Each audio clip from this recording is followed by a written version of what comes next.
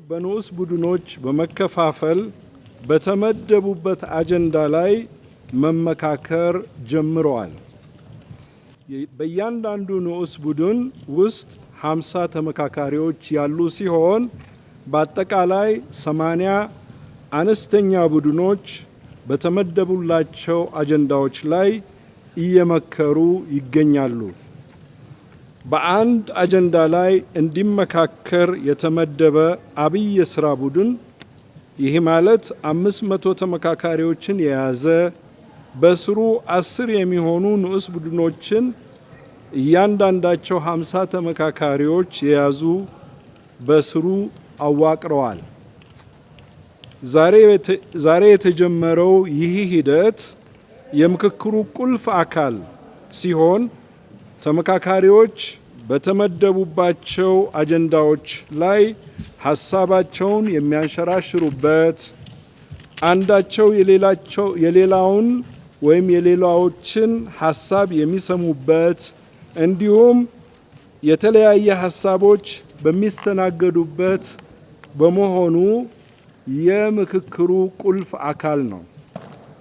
በዚህ ሂደት ኮሚሽኑ በስራ ልምዳቸውና በትምህርት ዝግጅታቸው አንቱታን ያተረፉ 160 የሚሆኑ አማካሪዎችን መድበዋል። ከዚህ በተጨማሪም 256 የሚሆኑ የቃለ ጉባኤ ጸሐፊዎች አሰማርተው የሀገራዊ ምክክር ጉባኤውን እየመሩ ይገኛሉ። አመሰግናለሁ። As we all know, the Ethiopian National Dialogue has started on the 15th of this month, July 2026. This is a very important landmark in the Ethiopian modern history.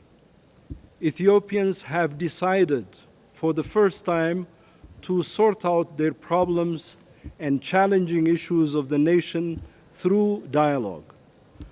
The Dialogue Commission has announced 8 agendas which have sub-agendas at various levels.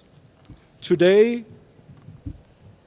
the participants of the dialogue are divided into 50 groups each, 50 members each, which means this includes 80 groupings.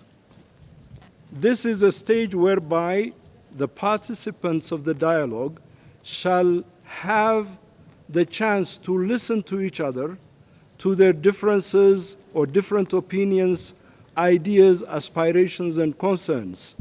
This is a very important part of the national dialogue because the national dialogue is not a debate. It is not negotiations at this stage. It is listening. It is also responding in a very respected manner, and that is where we are today. I thank you very much.